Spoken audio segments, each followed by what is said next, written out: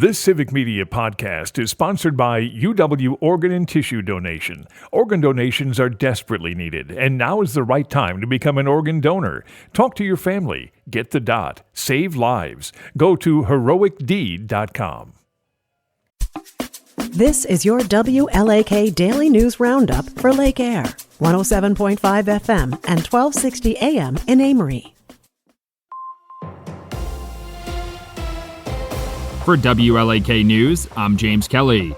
Wisconsin Attorney General Josh Kaul has asked the state Supreme Court to decide if the state legislature should release $50 million for the Act 20 reading bill. The legislation would develop an Office of Literacy to identify and implement literacy testing and curriculum. Governor Tony Evers used line-item vetoes to cut parts of the bill, which Republican legislators called unconstitutional. A Dane County Circuit Court judge ruled that Governor Evers used the authority properly in August, but rejected the request to force the release of funding.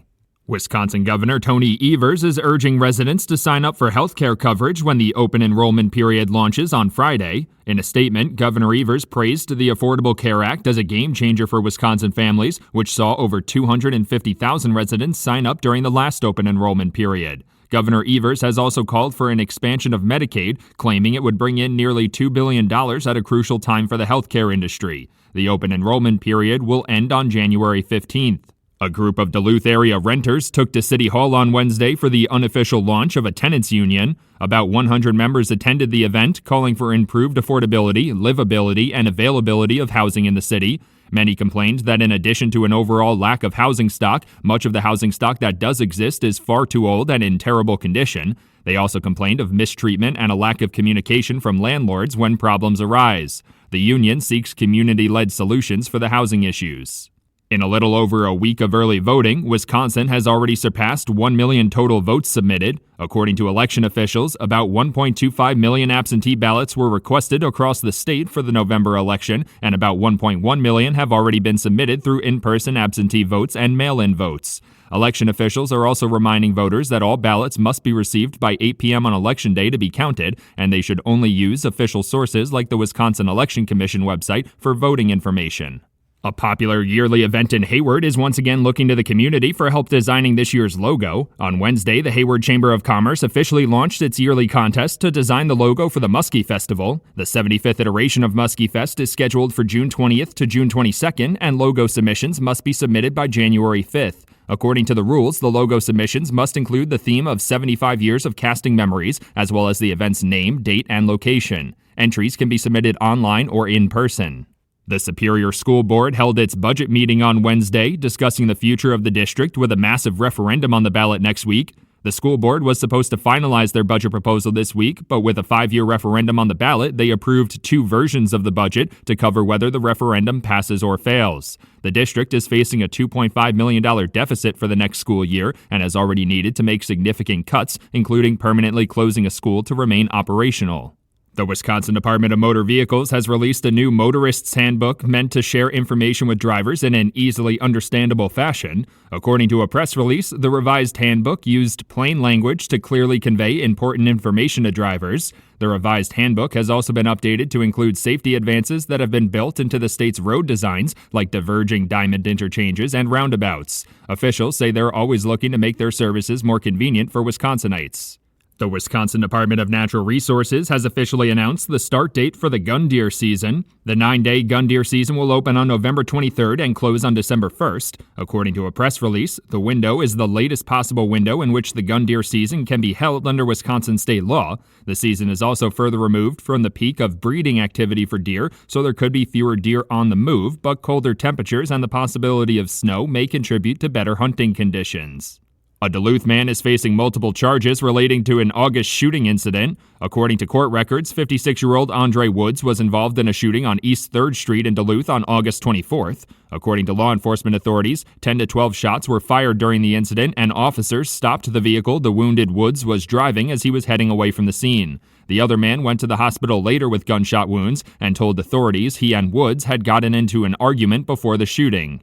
Wisconsin State Superintendent Jill Underly is proposing nearly $60 million of investments to recruit and retain teachers. According to a press release from the Wisconsin Department of Public Instruction, the proposal includes stipends to student teachers to cover expenses and reduce debt, along with a Grow Your Own grant program. The proposal also includes an expansion to the peer review and mentoring grant program and seeks to review the requirements for licensure to eliminate more barriers for potential teachers.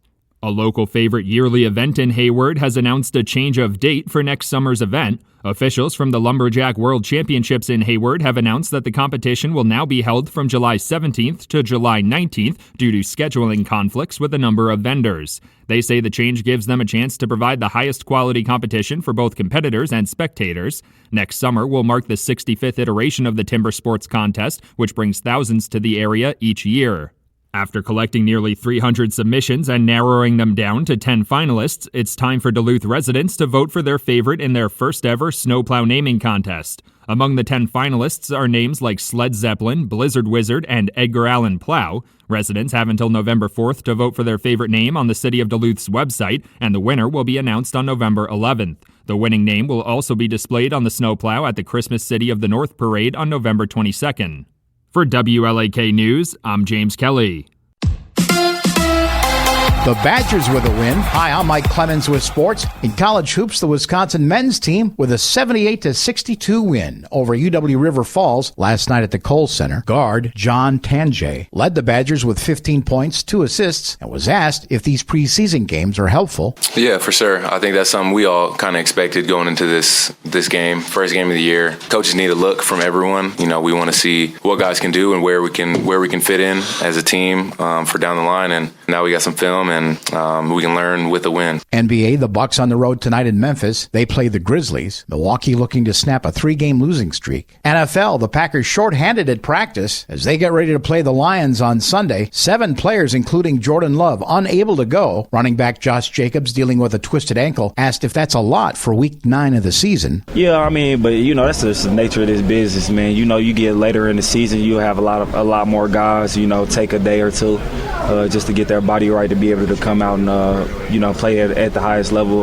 come game day. So that's just this nature of this business. That's Packers running back Josh Jacobs. With sports, I'm Mike Clemens.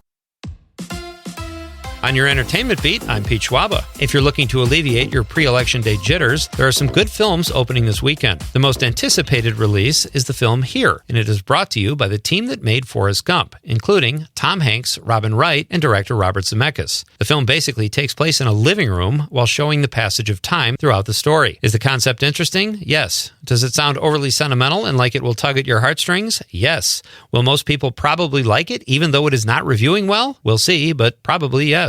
Most people don't get too excited about the re-release of a film that came out 11 months ago, but that's not stopping the studio behind Godzilla Minus One, which you can catch this weekend at AMC Theaters as part of a 70th anniversary of Godzilla celebration. Liam Neeson said recently he is moving on from the action genre. This week, Absolution will showcase Neeson's badassery. Let's go to the movies. Most people who cause a nuclear meltdown while working at a nuclear power plant would likely lose their job, not Homer Simpson. In last Sunday night's episode, it was revealed that despite his gross incompetence, Homer was never fired because his father Abe was a PI. The episode revealed that Abe's partner was taken out by Mr. Burns, who assured Abe that his son Homer would always have a job if Abe didn't snitch. I guess I should have spoiler alerted that. If you haven't watched The Simpsons, you've got 36 seasons to catch up on. The show airs Sunday nights on Fox. Bruce Springsteen is on record as refuting the Forbes info that says he is worth over $1 billion. The boss says he is not a billionaire, and it's because he spent money on superfluous things throughout his life and does not penny pinch. He also says he is a good boss and pays his chums in the E Street Band handsomely. Springsteen says it was never about the money, but always about making great music. He's done well on both fronts. One of these days, maybe he'll have Taylor Swift money. Star of many hit movies, Terry Garr has passed away at the age of 79. Garr starred in films like Tootsie, Young Frankenstein, Close Encounters of the Third Kind, After Hours, and Mr. Mom. Most recently, she played Phoebe Buffay's mother on Friends. Garr was a staple on the late-night talk show circuit and has always made the hosts laugh. The Oscar-nominated actress passed away after a long battle with multiple sclerosis. She was diagnosed with the disease in 2002. Speaking of Friends, Lisa Kudrow, the actress who played Phoebe Buffay on the hit sitcom, spoke of Garr's influence and abilities, saying Terry Garr was a comedic genius and was a huge influence on Kudrow. hero, adding that she was grateful for the opportunity to work with Gar. In addition to all her acting credits and awards, Terry Gar also starred in 6 movies with Elvis Presley, including Viva Las Vegas. For more showbiz fun, tune in to Nightlight with me, Pete Schwaba, weeknights from 6 to 8 p.m. on the Civic Media Radio Network. It is going to be windy with some rain today, and the rain could be heavy at times. It's going to be cold, too. Temperatures dropping into the mid-30s by late this afternoon. We'll see the wind back off a little. Showers will end by trick-or-treat time, but it will be chilly for the ghosts and goblins in the low to mid-30s here this evening. Tomorrow, sunshine, 48. I'm meteorologist Sean Cable. Outside now, it's 40. That's your WLAK Daily News Roundup from Civic Media. Subscribe to this podcast on Spotify, Apple, or wherever you find your podcasts. Find more news at lakeair.radio. The national news cycle never stops, but it can be hard to find news about your local community. Civic Media is dedicated to providing quality local and state news coverage across Wisconsin. With the Civic Media app, you can get notifications about local stories that matter to you and your community. Find the free Civic Media app in your phone's app store and choose notifications from the menu to tell us what kind of news you want to hear about.